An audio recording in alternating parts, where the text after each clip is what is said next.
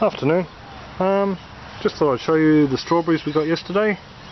These ones are called Joy. We got 8 runners from Green Harvest, and they were worked out to be a fairly good deal, so we got them in the mail yesterday. So I needed something to plant them out, and I've used the barrel I was going to use as a worm farm, so I've had to come up with another idea. And then while I was out today, don't know how this is going to pick up, I got a strawberry pink, which has got a pink tinge to the flower, and out the back we already have our red flowered strawberries. So I thought I'd give something else, a different way of growing, a try. On the Simple Savings website, a chap put up a link to a Better Homes and Garden show, which is a gardening show, lifestyle show over here in Australia, and they made a living wall out of some mesh and some weed textile, weed fabric, so I thought I'd give it a shot.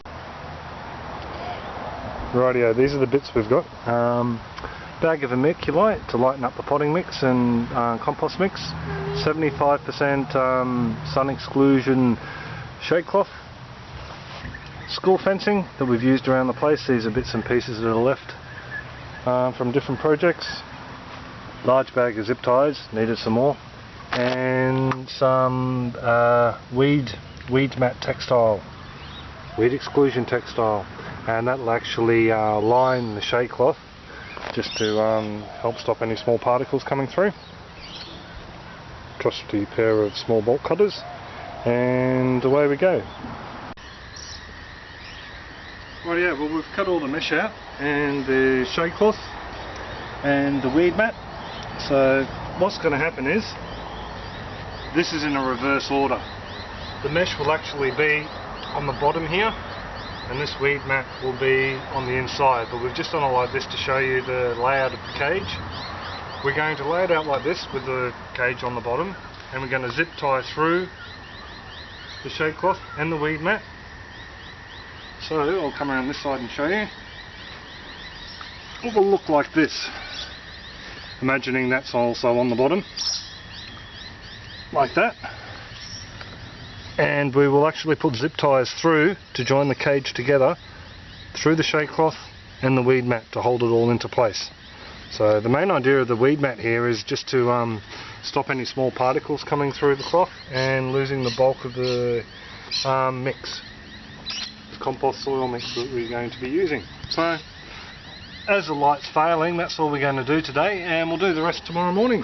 So, and if you'd like to just look behind me, our $10 bargain for the day. 4 seats with cushions. One's broken, just needs a quick repair with a bit of plywood, and we're hunky-dory. So we can now entertain in style. It got a bit dark last night, so we packed it up and made a fresh start this morning. This is where we're up to. We have the various bits of the mesh underneath, followed by the layer of shade cloth, which you'll actually see from the outside, followed by our weed cloth. And what we've done is we've set out the main panel and zip tied on the sides, and we've run that down, and that holds the weed mat and the shade cloth in place. We thought we'd get tricky on this one, and we've left a bit of a lip. So if we make another one, I'll actually we used the lip that's naturally on the fence and bent it out. If we make another one, I'll actually cut a 3-piece this wide to go along the base, because it's just a little bit fiddly to put this all together. So it's done in a classic cutout cube or rectangular prism configuration. So we've zipped everything together now, so we're just going to fold it and zip it into place. Rightio, well, there's the box. We've zipped everything into place. It's got a nice little lid here. Just to run through what we've used again, the fencing is the recycled school fencing. We've used it in the chook yard and actually to make the chook pen. The shade cloth is left over from a project. The weed mat's left over from the project. Zip ties are the only thing we bought.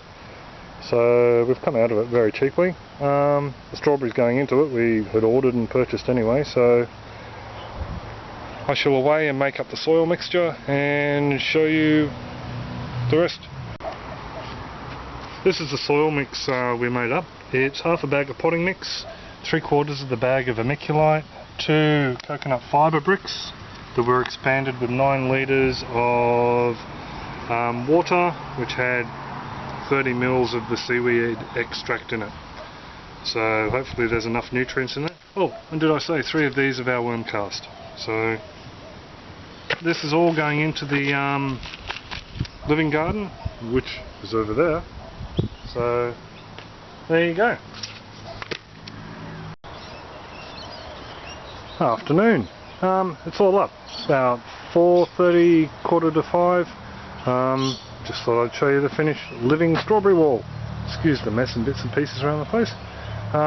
We did a bit of transplanting yesterday. So this is the wall.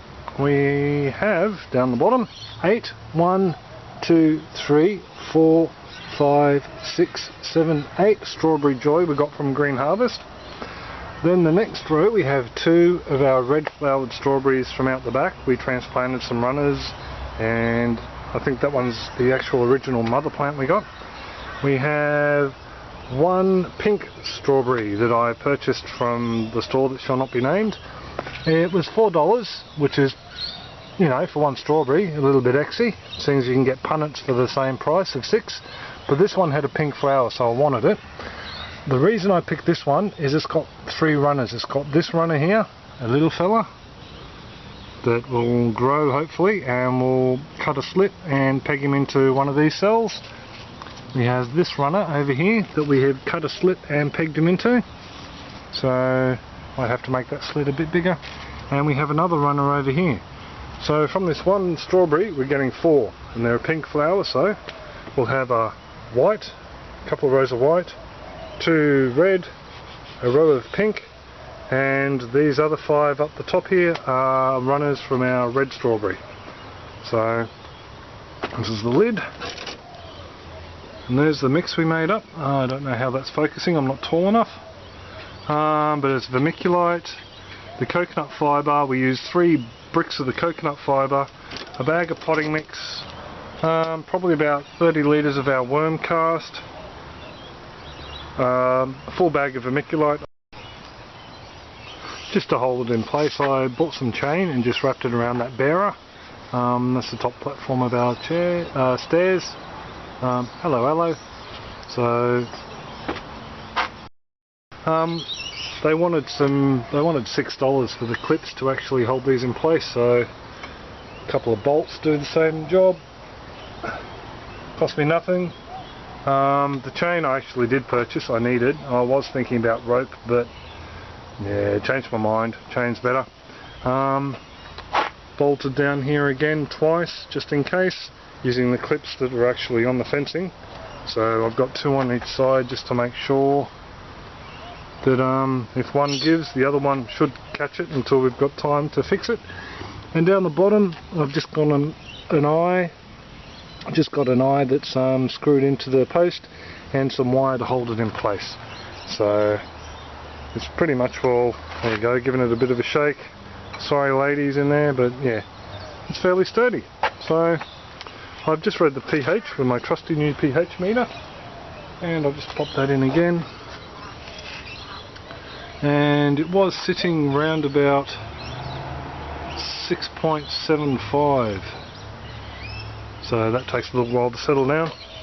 But anyway, so that's the living strawberry wall. Thank you, Aaron from Simple Savings. He started a thread on this, and if it wasn't for that thread I wouldn't have built this. I was actually thinking about PVC pipe, but then I looked up PVC pipe. I had an inkling, I'd read something that it's not the best to grow your food in. That's why I sort of ditched my idea of doing a PVC pipe planter box. So we've got some left over from hydroponic years ago. I might just, I don't know, I'll probably end up tossing that pipe now. I don't want to abuse it with food, so yeah, here we go.